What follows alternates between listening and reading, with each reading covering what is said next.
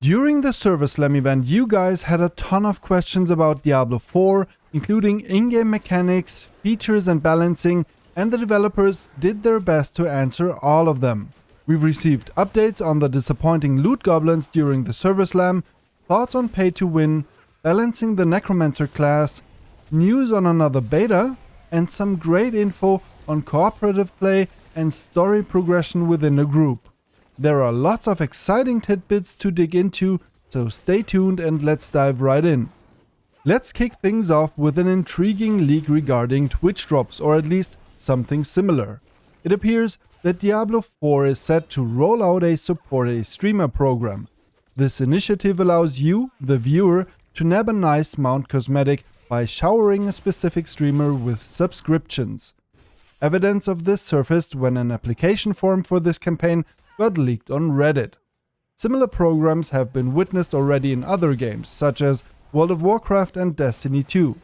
In the case of Diablo 4, streamers had the opportunity to apply to be one of the fortunate channels to benefit from this feature. So if you've got your sights set on securing that flashy mount skin, it might be time to open up that virtual Twitch wallet of yours. It seems that you'll need to part with 2 subscriptions to claim your prize. What are your thoughts on such campaigns? Even though my streaming days are behind me, I have a soft spot for initiatives like these, which actively encourage the support of content creators. However, I'm not overly fond of the fact that, unlike in Destiny 2, not all streamers can participate, but only a selected few. This seems to be more of a disservice to the community than a boon, and it doesn't truly benefit the community as a whole. I would have preferred a different approach to launching this program, one that was more inclusive and supportive of all streamers. By the way, Global Community Development Director Adam Fletcher confirmed on that Reddit post that there also will be the usual, more traditional Twitch drops too. But now, without any further ado, let's dive right into the solid information that has reached us from the Server Slam event aftermath. Everyone who had the chance to play as the Necromancer during the slam would have undoubtedly noticed how quickly the pets fell in battle after the recent changes. So much so that even the developers themselves took note, and given that game director Rod Ferguson is a huge fan of the Necromancer, on-the-spot adjustments to the HP of the skeletons were made during the slam. If you happened to be playing as the Necromancer during the final hours of the slam, you may have noticed that your skellies were considerably more resilient. There aren't any specific numbers available regarding the buff, but we can expect more detailed information along with the patch notes upon release. What's interesting about this change is that it was directly implemented server-side by Blizzard and a client patch wasn't needed. This is definitely a welcome piece of information, as it implies Blizzard has the capacity to carry out substantial balancing changes without necessitating a patch that needs to be tested, approved, and then downloaded and installed by players. This is always a great thing, as it allows developers to respond swiftly to pressing issues without letting weeks pass before the changes reach the players. Alan took to Twitter to ask Rod Ferguson, now is it safe to uninstall the beta from Xbox, or is there going to be another before launch? Rod Ferguson goes ahead and confirms, only 18 days left. No more beta tests. So there you have it, folks. The slam was the final opportunity to play Diablo 4 before its official release on June 6th or the early access on June 2nd. We've got a little over 2 weeks left to wait, and I'm buzzing with excitement for the launch. On a scale of 1 to 10, how hyped are you? Drop a comment and let me know. And just to make sure, here's another announcement from Adam Fletcher. Just a heads up, you do not need to keep your Diablo 4 Server Slam clients. The full version of the game will be wholly different, so there isn't a need to use drive space for it. Thomas then goes ahead and asks, is it safe to assume there will be a preload before the early launch? Pumped to play. Adam Fletcher goes ahead and confirms, yes. So no updates for the Server Slam client. Upon release, we'll all have to download the game anew.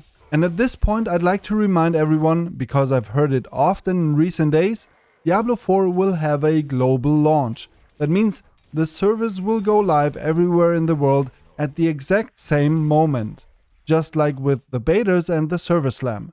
This of course means that Diablo 4 will go live at different times around the world due to the various time zones across the globe.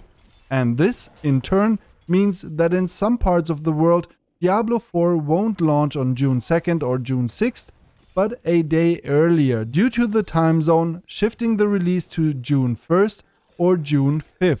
On the west coast of the US, Diablo 4 goes live at 4 PM on June 1st Pacific time, and the full release is at 4 PM on June 5th Pacific time.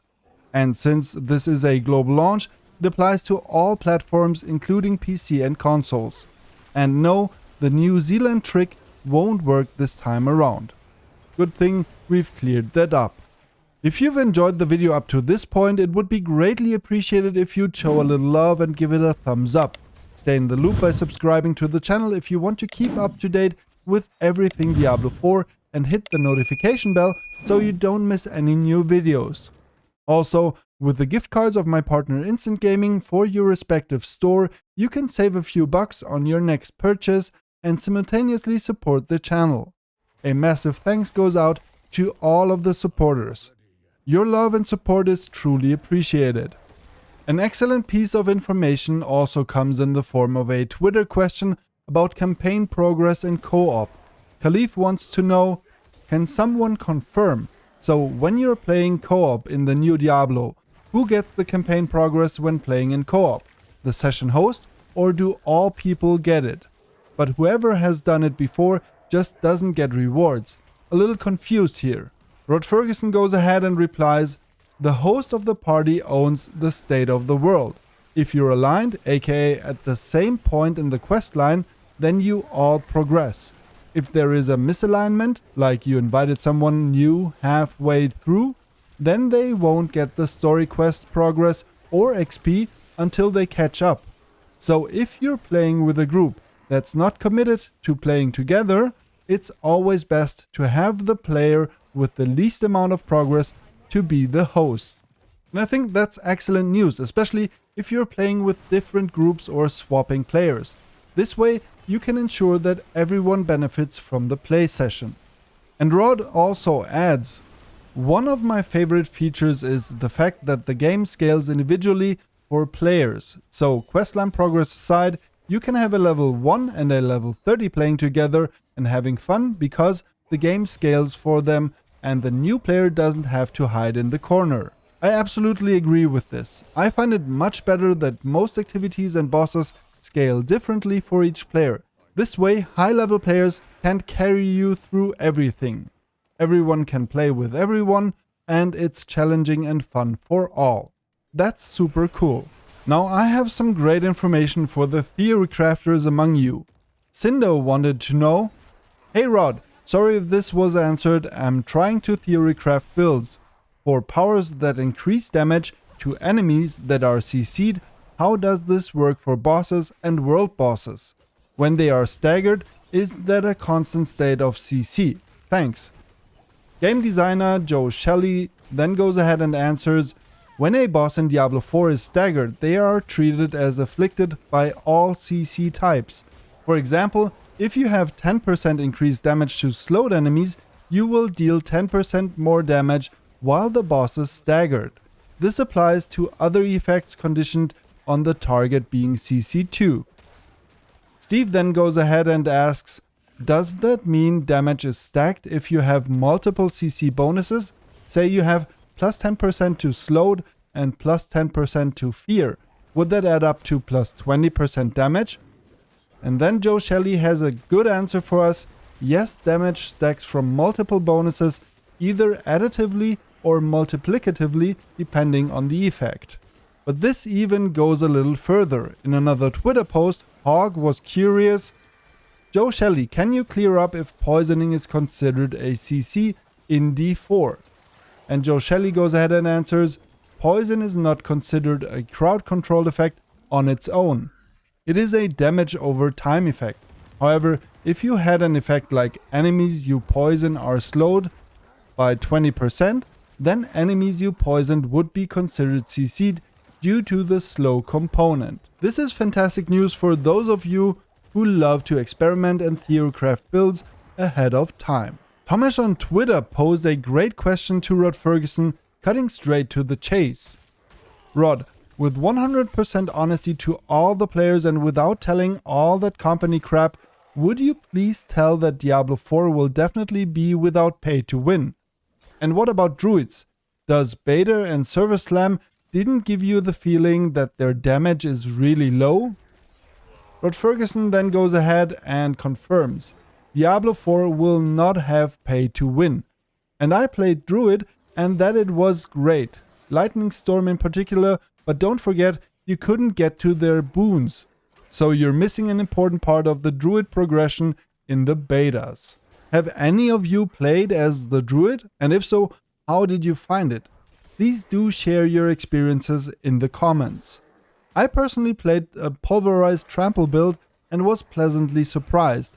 Pulverize was still good despite the nerf, and trample was brutally powerful. All in all, I thoroughly enjoyed playing as the Druid. Wolfen made a request to Rod Ferguson on Twitter.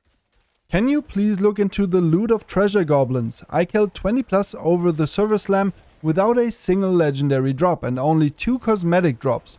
Goblins are seriously underwhelming compared to previous titles. Dropping everything to kill one should be rewarding. And Rod Ferguson goes ahead and confirms, yes, we're aware and we have already made the fix for launch. So that's really good news. It seems it was just a bug during the server slam.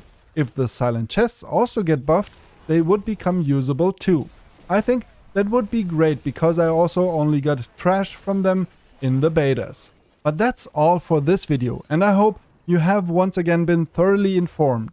If you found this video helpful, please give it a thumbs up and check out my last video, which is displayed here on the screen. I wish you all an awesome day and I'll catch you in the next one.